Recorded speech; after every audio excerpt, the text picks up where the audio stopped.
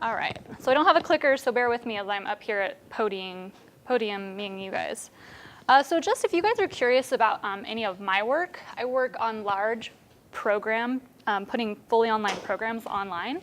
So this is kind of a link to some of them. We have Portland State Flexible Degrees, which is a multi-year project to put full programs online. And then this just I thought was maybe relevant. This was one of the projects was reducing student textbook costs, since we talked a lot about that yesterday. If you're interested in that, that's Portland State's initiative. So I'm going to be talking about this Educause study, Students in Technology Research Study from last year. Has anybody seen this? A couple? No? So it gives individual universities feedback from their direct students. So I have that data and I use it a lot in my work. But what I've pulled up here is just the nationwide student responses so that we can kind of talk and make it all relevant to us. Since I use it a lot in my work, I thought it'd be relevant. So did you know 71% of students agree that technology increases engagement in online learning? 78% agree that the use of technology contributes to successful completion of their courses. This is a lot. So a lot of students are asking for technology, they're wanting it, they're requesting it, they're saying it's what helps them succeed. 82% prefer blended, so some part online. And 75% connect to 2 or more devices at a time. So students are using their phones to access content. So this is really important to remember as we're thinking about embracing technology and using it, that students are using it, requesting it, and saying that this is what helps them succeed online. So this was from a few years ago, but I thought that it was interesting because you see titles like this all the time, that online course formats and delivery kind of are creating barriers for student populations. And I think that we can change that through design, and that each and individually we can use some strategies to change this and make it an even more powerful experience than face-to-face, because it's actually accessible. And it allows them the freedom to use their materials and study in their own way, in the way that it works for them. And you know, this is really relevant to us at Portland State because we have 80% population adult learners. So 80% of our students have second jobs. Our parents can't necessarily come to class Monday, Wednesday, Friday, and do the work in between. So this really allows for a lot of flexibility. And the fact that we potentially in the past have not designed these experiences to work the best way for them is a problem. So let's look at some things that we can do to really make a difference. And I hope that some of this will seem really like easy and basic, like I can do this, right? But it's really about building a foundation and actually following through with some of the things that we're going to talk about.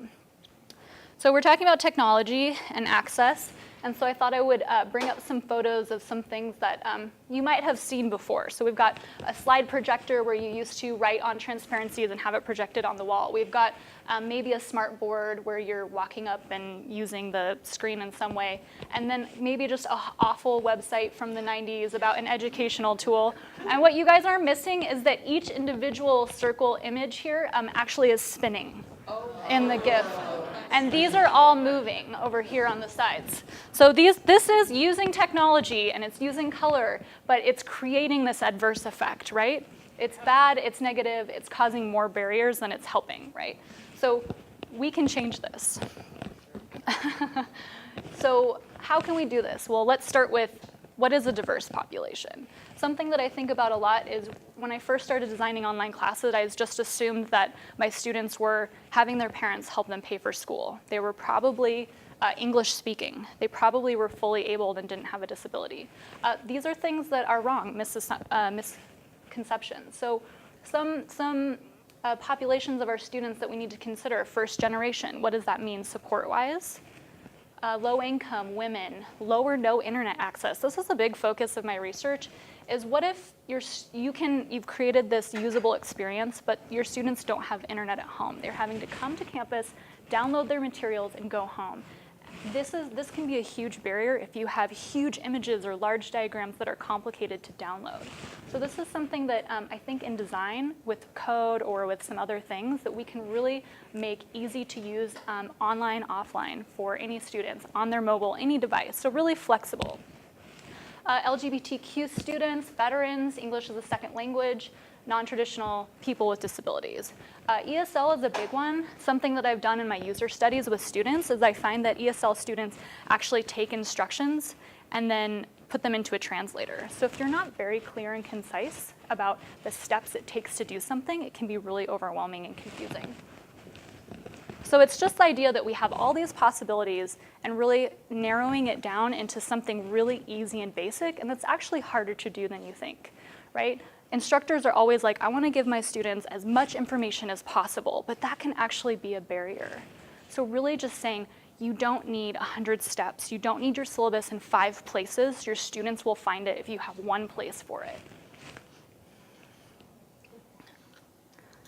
So what I'm talking about here is the idea and concept of a universal user. We have so many combinations. How can we design for any one specific user or student at any time? A lot of my research is rooted in design, and so I work a lot with companies in Portland on the idea of user experience design. So what is the user doing? Putting the user at the center of an experience online and in the web. And I really want to apply this to education. So this idea that we have a universal user, you have infinite possibilities of who you're designing for. So how do we do that? Well, this is a really great place to start, and this is a great strategy, and it's so easy. If you haven't heard of this software, it's just a Google add-on. I know that many of you guys may not be a Google campus, but it's just something you can use in the Google browser. It's called Draw.io. Everything in this program can be exported to HTML. So even though I haven't tested how accessible that is, if it can be exported to HTML, it's basically and can be made accessible. So even though it's an image, it's exported as code. So you can draw a little box, and this is an exercise I do with faculty, but this specifically is our freshman inquiry pathway. So it's a full year of classes, which is for us terms, so 3 terms for students, taking classes as freshmen. So in our design and our project of putting this whole pathway online, I asked them, who are your students? And faculty always love this. They know exactly who their students are. Freshman pathway online course development. They said our students are juniors and seniors. They're business students and they're veterans, and this was the 3 categories they gave me. I thought juniors and seniors was really weird because it was a freshman inquiry class. And so what they said is that freshmen are missing this. They're not taking it until the end. And this is who they identified as their user. And so I said, okay, and I put them at the top here, these 3 categories for them: veterans, business students, juniors, and seniors. And then I said, well, what about these other categories, and filled them in, and they all agreed. And then one added, I think we added one more, maybe non-traditional students. So we added this in there, and now we use this kind of as a platform moving forward. And we have problems in our course design process when a faculty member wants to add tons and tons of text or images. We come back to this. It really brings us back home to say, who are we designing for, and is this an experience for that student? So it's just a really simple kind of visualization of what we're trying to do that I made in 5 minutes that you guys can use in your process of thinking about how to make something visual and explain why you're doing it in your process. So what I'm really talking about here is, we talked a little bit yesterday about really embracing technology in our ecosystem. Well, I'm going to say, let's embrace it. I think we've hopefully been there in saying using technology to better inform us and create better experiences. But really, we saw kind of the flashing website earlier. Let's look at design to show how we can do this better. So has anybody heard of design thinking? A couple people. Oops. So this is like a big buzzword right now, and it's all about humanizing the design experience no matter what your field is in. And it was developed by 2 brothers at Stanford, and they have in the design school at Stanford. And their 5-step process, empathize, define, ideate, prototype, test, is all about how to work through complex problems. But what I really wanted to just showcase here is the first step starts with empathize, which is really user-based. It's really trying to understand who your students are and what they're doing. And I included the link on the slide before. Oops. Here, they actually have a toolkit for educators. So if you're interested, this can be a great resource. So the idea and concept is, we have information. This is accessible. it's usable. But is it engaging or interactive? Does it make you want to come back and learn more about this? But maybe this experience does, right? We're starting to say, okay, now I start to see what that data was using and why. So we can use design to leverage technology to help us better communicate. Do you need to be an artist to do this? Well, here's my drawing of my coworker up here on the left, because I'm really good at drawing. Yeah, I have a little stick figure, my coworker Laura, and here's her version of me with my dog. And some other barnyard animals made it into the picture. And here's another one of my coworkers who is amazing. So this is a design thinking exercise we did to showcase that everyone's creative. I'm an artist, I went to art school, and my stick figure is not really cutting it. But the idea here is you can be drawing stick figures and still be creative, and you can still make this process work for yourself. So here's my big point. You're a designer, you can all do this, everybody. So since we're looking to design to kind of inform some of our ideas, I'd like to start with the idea of a user persona. Has anyone worked with user personas before? A couple people. So user personas are the idea that you're creating a fake person that might be using your course or online experience. So, and when you're developing and building, you look to them to inform the process. And the idea that I really want to use here is communicate is that we want to include people within our minority groups as part of our users. And so I use this in my design of my online classes, is I take Mary into consideration, and this is the Web AIM, Web Accessibility Interest Group, or Initiative user persona. So I actually just take theirs, and this is Mary, she's a college student. I'm going to read you a little bit about Mary in my notes here. She has a motor neuron condition which impairs her movement. Most of her friends say Mary walks funny, but she has trouble with a mouse. Mary would love to know what websites are supposed to do for her, but she isn't overly technical. If Mary knew what a reasonable amount of accessibility for websites could offer her, she would probably complain to faculty if their site wasn't accessible because the W3C says it's easy to fix. So if we're taking Mary into consideration that she can't use a mouse and she's not really sure how the web is supposed to help her except that she knows that it is. If we use this in our design, what's Mary thinking when she gets to this homepage? That can really help you figure out some steps and the steps to content and reducing them.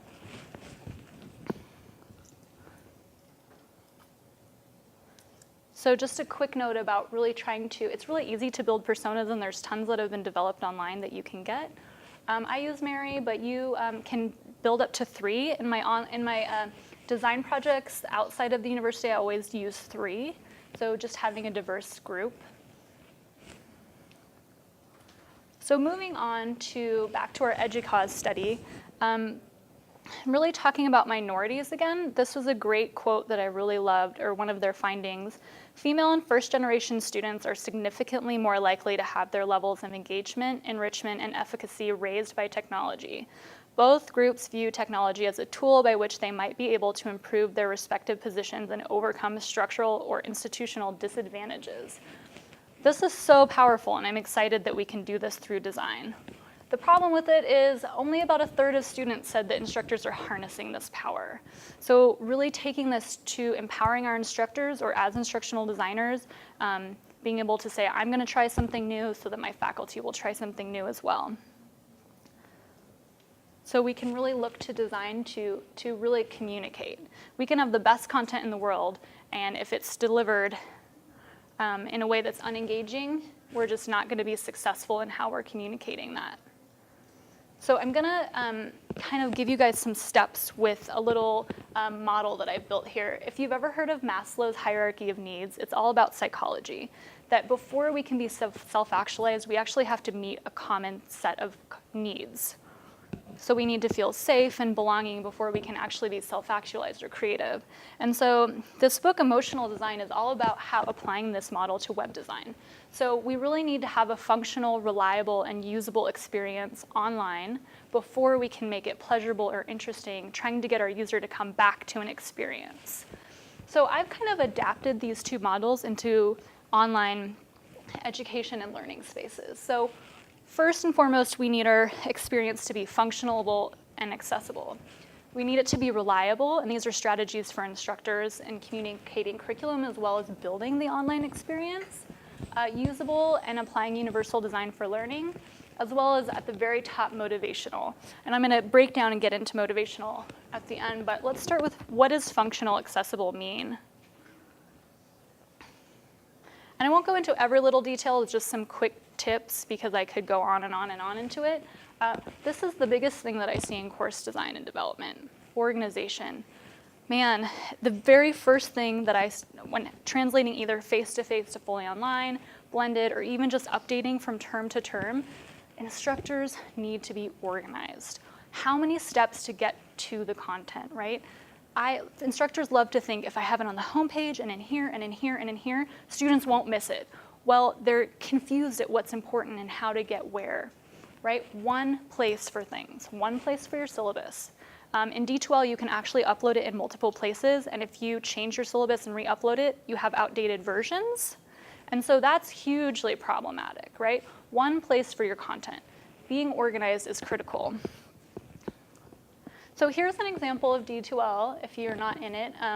We have this automatic homepage that faculty can get. You can change some colors around. They're actually generated inaccessibly for you, so it really requires some attention.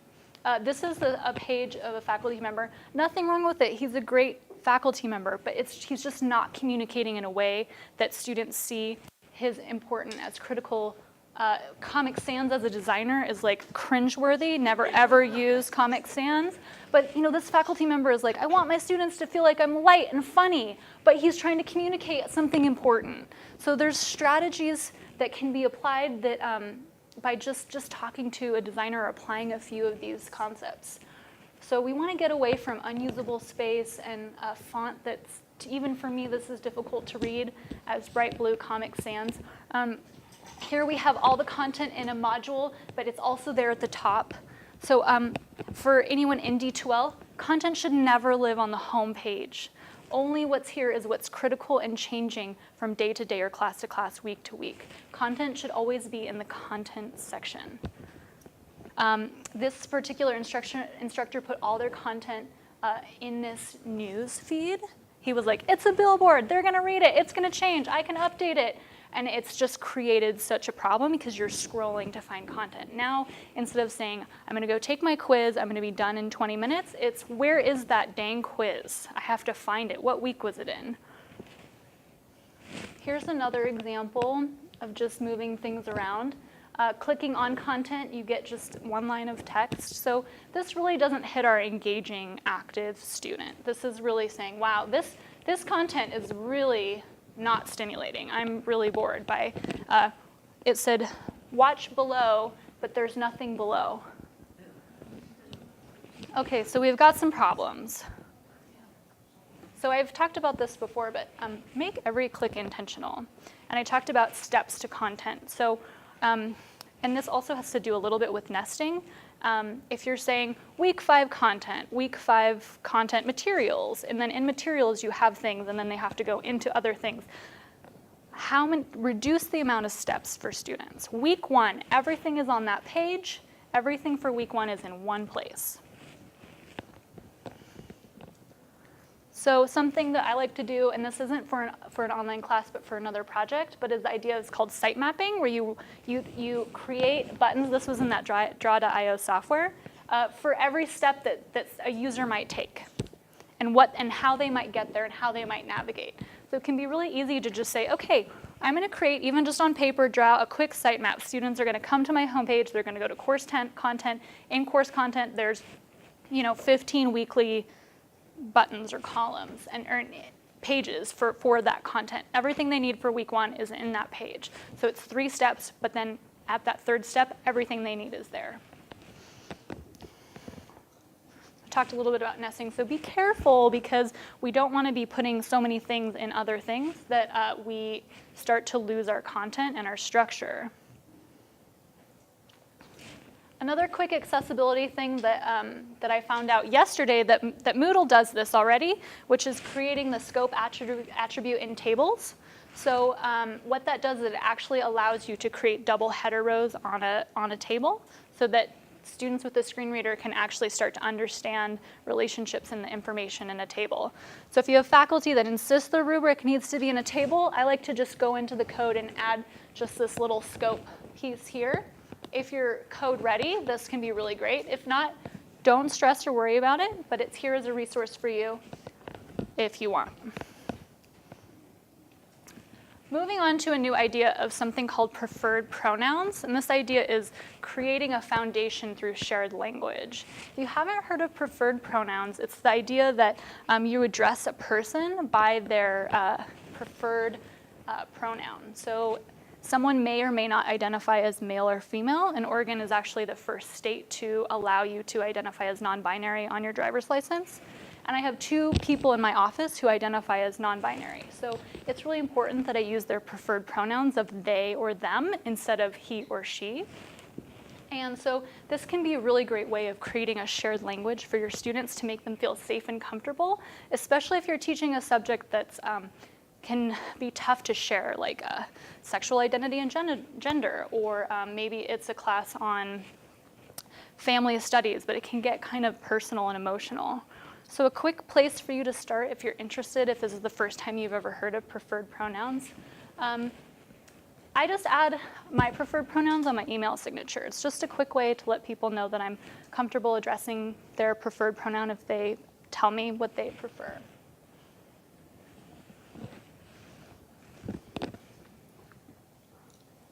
So our second tier on our little pyramid is reliable. And a big piece of this is setting expectations and follow through. And my teaching learning assessment team spends a lot of time on this. So the idea is that as instructors, we are consistent with how we're communicating to our students and that we follow through with that.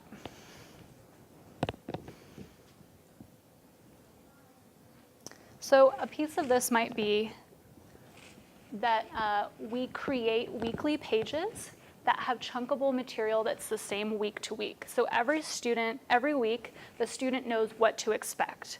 It's not, there's some PDFs here and you have a video that I say to watch here, but it's not listed there, and where is it? Everything is on one page and it's easy to access, and you have the same structure week to week. So you know that every week I have to do some reading, I have to do a discussion, I'm taking a weekly quiz, or I'm working on a project, whatever it is, it's a similar, same structure, so that consistency can be really important. Maybe it's an actual how to succeed in this course button on your homepage, or maybe a page in your course. So you can actually outline for students exactly what you think they need to do to succeed. This instructor had so many writing materials in her syllabus, it was over 30 pages long. We pulled it out and put it into its own page, and the students love it because they know exactly what she needs from them in order to do well in her class. So this is a great quote. What you get out of school depends on what you put into it. And of course, Calvin, Miss Wormwood, as always knows exactly what to say to Calvin when he's complaining. So another piece on reliability is tone of voice and instructor feedback. How you communicate to your students matters. If you are angry or upset at them for not turning in work, it can create an opportunity for them to drop out of your class.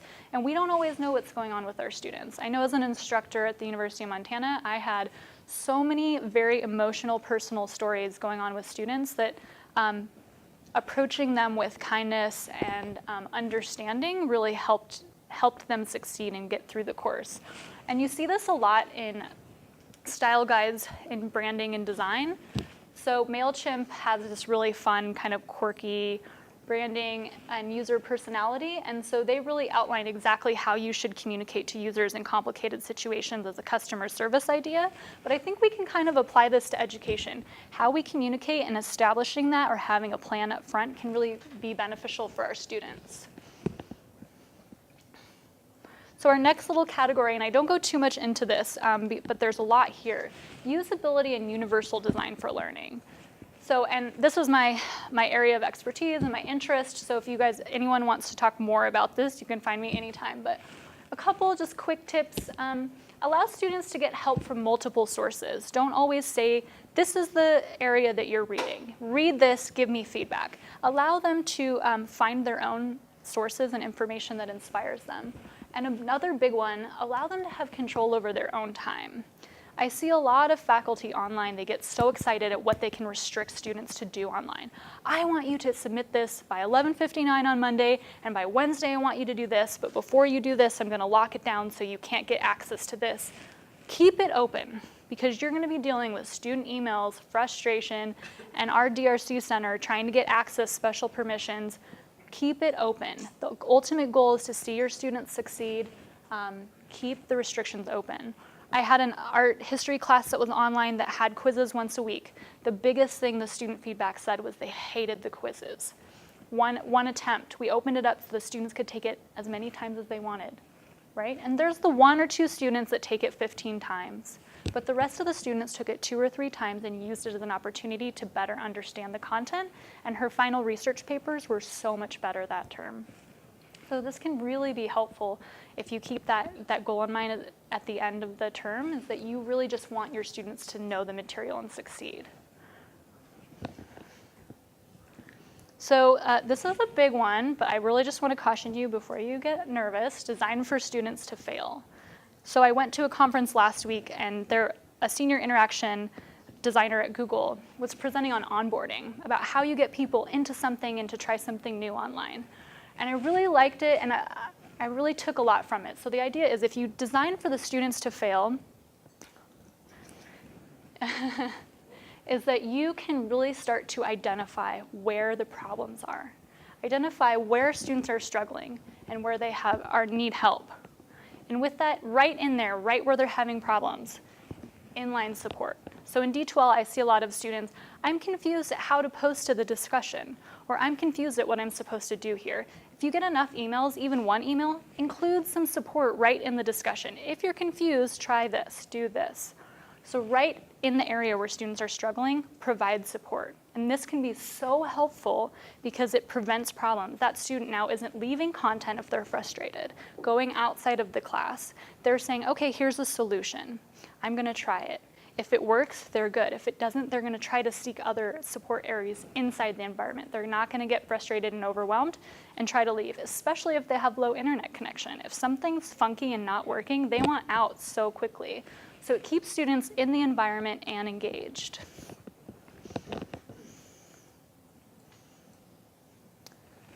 So from this study, again, the Educause study, 78% of students claim that technology makes it easier for them to ask instructors questions.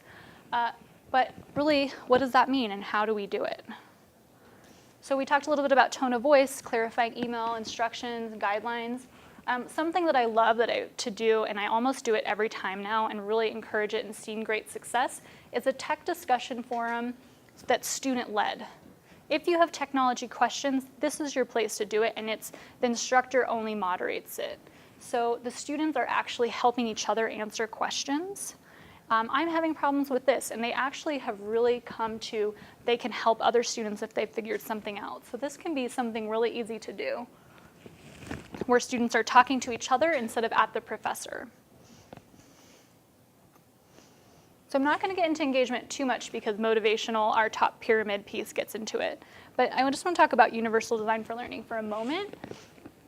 This is a little, very basic diagram I created for a faculty presentation where we were encouraging instructors to move away from a 5-page midterm research paper and to instead include students the opportunity to submit in a different format that they were more comfortable with. So they can do video, code, images in whatever way they want. And so the big faculty takeaway from this is, how do I assess this? How do I do this? How do I preserve academic integrity? Well, it's really all about scaffolding. It's all about setting students up in the same way you would a research paper so that they can apply the same critical thinking skills as they would with writing a paper, providing them with the resources that they need in order to succeed in a new media format. Maybe it's a podcast, audio, I guess, could also be included here. So the idea is, how do we get from something static that's information-based into something that is includes the same information but is engaging and exciting and really asks you to dive more into the content and spend more time with it. And we're going to talk about motivational. This is our little top of our pyramid. At this point, we've made our site, our experience for students, functional, it's accessible. We've set up reliability where our students can work with us. It's usable, it's exciting. Now we get to motivational, and where we want students to feel that they have autonomy, agency, that they have the skills to master a subject, purpose, and being able to really take their subject and maybe even donate their time, take it further outside of the classroom, but really focusing on this idea of challenge and risk. So if we're wanting to redesign a portion of our class and we're really excited, maybe we want to, as an instructor, we want to do an OER resource, we think this is the best way to help our students. Have we built those first initial steps yet? Is our experience accessible? Have we thought about the time it takes to access materials? And so once we have those pieces, this becomes really exciting.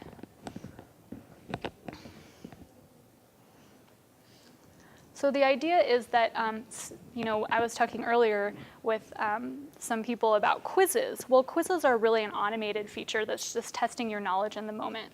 So if that's your goal for the class, then quizzes are a great tool to do that. But it's not really asking students to be creative or practice critical thinking or approaches. So we really want to push students into a higher level of Bloom's taxonomy by asking them to think in different ways, creatively, use different software and tools that they're comfortable with to show what they know and how they learn. And I think that the guest speaker or keynote speaker yesterday really talked about storytelling, and I think that can be really promising for students because it makes it relevant for them. They can share their own personal stories. So let's just look at an experience really quickly. It's tax time, right, everybody? We all know about taxes. It's free to file our taxes. Here's how you do it. You go to the government website, and this is where you get started. Okay, well, here's another experience that does the exact same thing, also for free. The second experience includes images and chunked areas of tasks.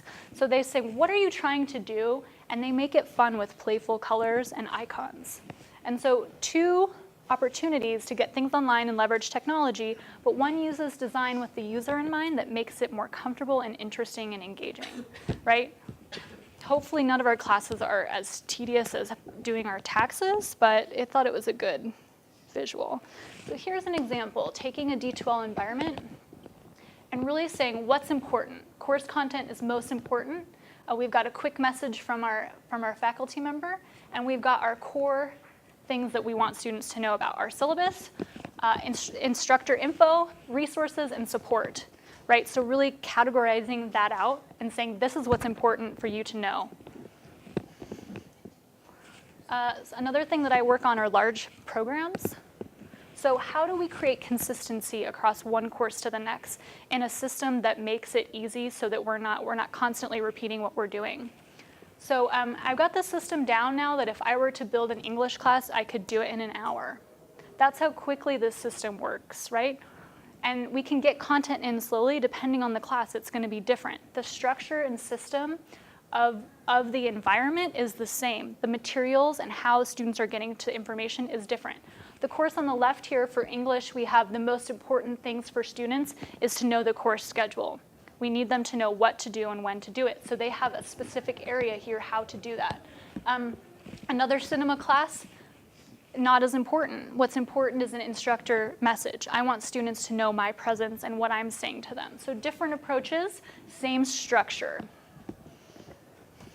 This program also has pages that are consistent week to week, as well as items for courses, so PowerPoints that are designed to be accessible and usable, and then multiple faculty members can design or use it. Okay, so student-generated content.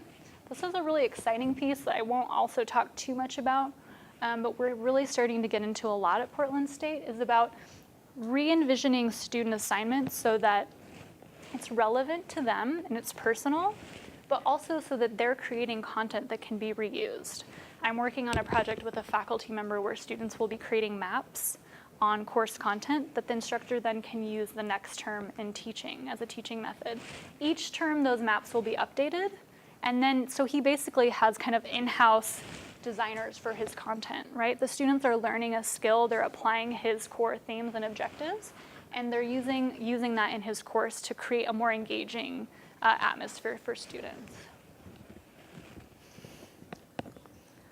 So a quick note about, since we're talking a lot about design, iconography and branding. I spend a lot of time in the branding world, and I really want to apply so much of it to the online experience in education.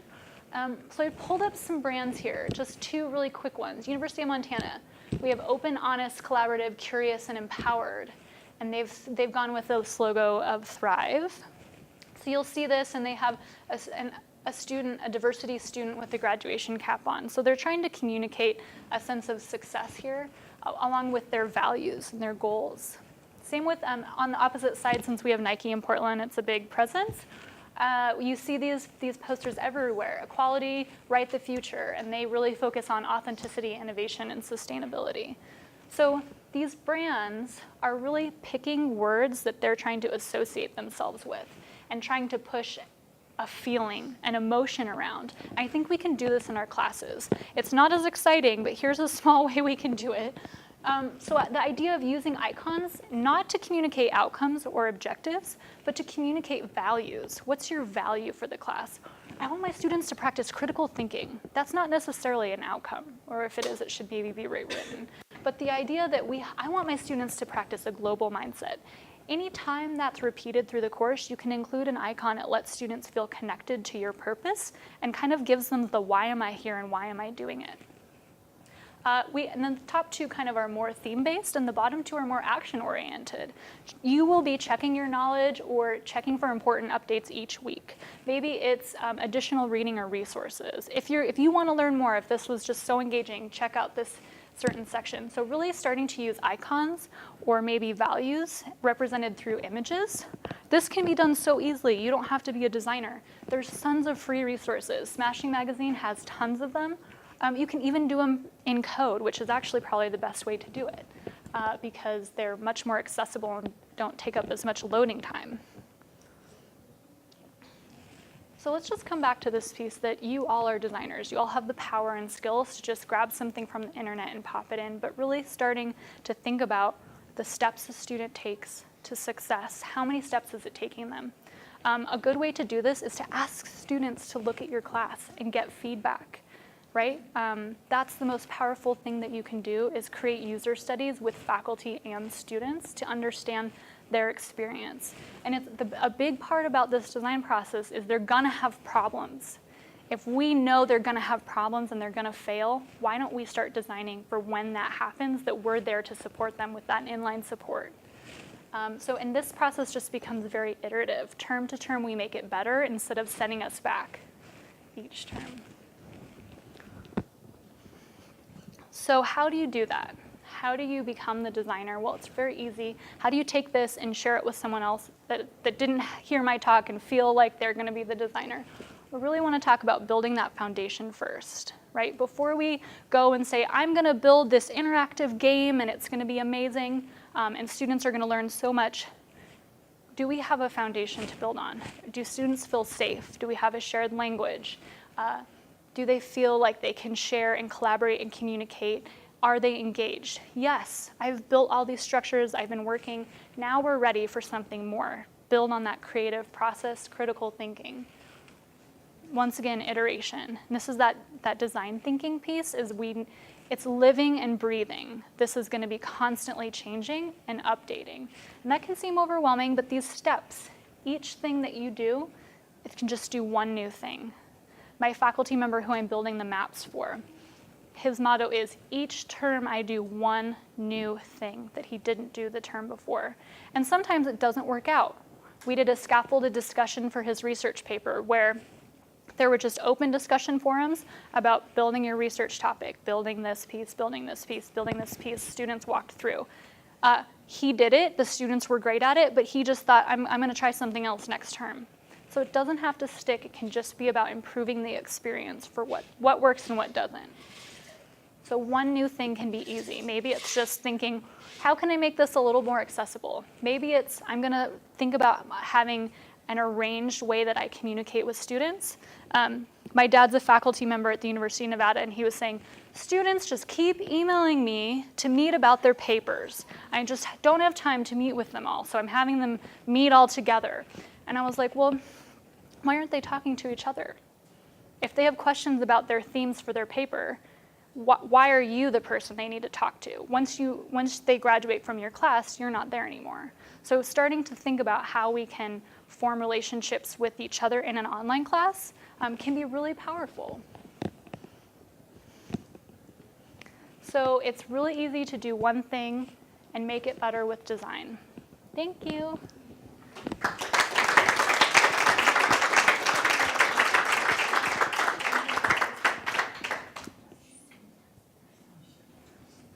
Are there any questions? No questions?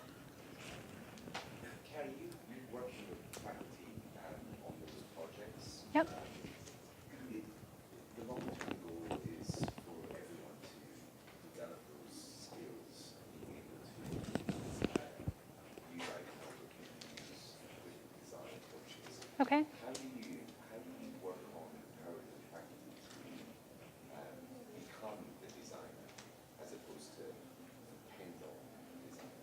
Mm-hmm. And that's a challenge that I think instructional designers face. So the question was, how do you empower the faculty member to do the work instead of depend on someone to do the work?